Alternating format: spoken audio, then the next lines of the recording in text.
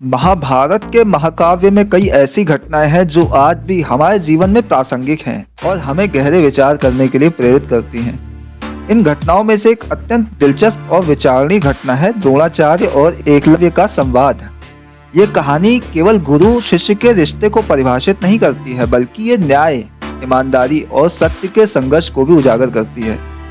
द्रोणाचार्य और एकलव्य का किस्सा न केवल युद्ध कला के संदर्भ में महत्वपूर्ण है, बल्कि यह जीवन के कई पहलुओं को समझने में भी मदद करता है।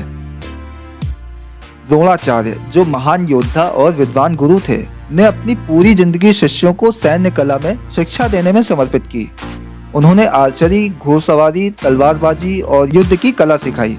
उनके शिष्य अर्जुन, जिसे उन्होंने विशेष रूप से आर्चरी में पारंगत किया, उनके सबसे प्रिय और योग्य शिष्य के रूप में प्रसिद्ध थे। लेकिन एक और शिष्य था जो द्रोणाचार्य के ना कभी सामने आया, ना ही उसने द्रोणाचार्य से कोई शिक्षा ली। फिर भी वो इतना महान धनुर्धारी बना कि उसकी क्षमता देखकर गुरु भी हैरान रह गए। वो था एकलव्य, जो एक गरीब निषाद था और जिसका नाम आज भी एक आदर्श के रूप में लिया जाता है। एकलव्य ने द्रोणाचार्य से आर्चरी की शिक्षा प्राप्त करने का संकल्प लिया था, लेकिन उसके पास में गुरु के पास जाने का साधन नहीं था।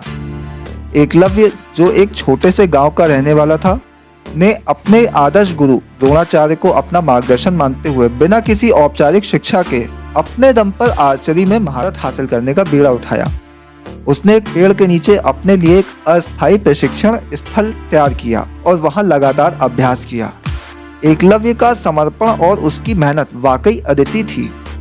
समय के साथ एकलव्य ने अपनी क्षमता में इतनी निपुणता हासिल की कि उसका नाम आसपास के सभी क्षेत्रों में फैलने लगा। उसकी कुशलता के बारे में द्रोणाचार्य को भी खबर मिली। एक दिन जब द्रोणाचार्य और उनके शिष्य अर्जुन के साथ जंगल में थे, तो उन्होंने देखा कि एकलव्य अपने लक्ष्य पर पूरी तन्मयता से अभ्यास कर रहा था। ये दृश्य द्रोणाचार्य के लिए चौंकाने वाला था, क्योंकि एकलव्य ने बिना किसी गुरु के मार्गदर्शन के सिर्फ अपनी कठोर मेहनत से इतनी उत्कृष्टता प्राप्त की थी। लेकिन द्रोणाचार्य के मन में यह खटका था, क्योंकि वो जानते थे कि एकलव्य ने उनकी शिक्षा प्राप्त नहीं की थी। उन्होंने एकलव्य से कहा, तुमने आर्चरी में इतनी महारत कैसे प्राप्त की? क्या तुम मेरे शिष्य हो?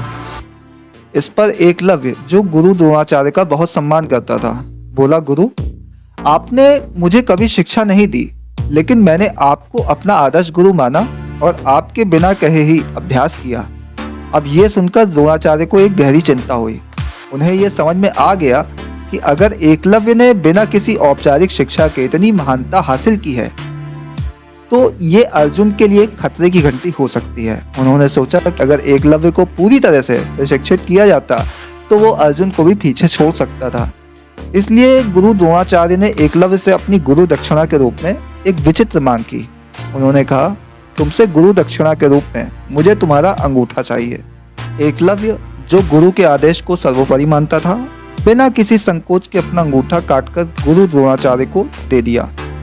ये घटना केवल एक शिष्य की गुरु के प्रति श्रद्धा और समर्पण को नहीं, बल्कि द्रोणाचार्य की उस स्थिति को भी उजागर करती है जहां गुरु को अपने शिष्य की प्रगति से भयभीत होकर उसकी महत्ता को दबाना पड़ता है।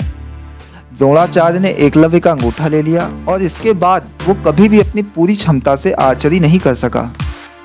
ये घटना कई स्तरों पर गहरी विचारधारा उत्पन्न करती है। एक ओर ये गुरु शिष्य के रिश्ते की सच्चाई को दर्शाती है, तो दूसरी ओर ये उस समय की सामाजिक और नैतिक परिपाटी पर भी प्रश्न उठाती है। एकलव्य का आदर्श और उसकी श्रद्धा बहुत बड़ी थी और उसने जो बलिदान दिया वो गुरु के प्रति निष्ठा और आदर्श का सर्वोच्च प्रतीक बन गया।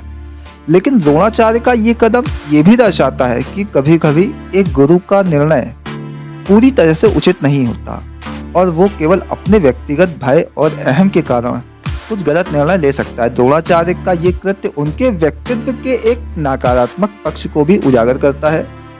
इस पूरी घटना में सबसे बड़ा संदेश ये है कि गुरु शिष्य का रिश्ता केवल बाहरी शिक्षा और आदर्शों तक सीमित नहीं होता, बल्कि ये एक अंदरूनी विश्वास, प्रेरणा और श्रद्धा से जुड़ा होता है। एकलव्य ने अपने गुरु द्रोणाचार्य को अपना आदर्श माना, भले ही उन्होंने कभी उसे सिखाया नहीं, और यही सच्ची श्रद्धा का प्रतीक था।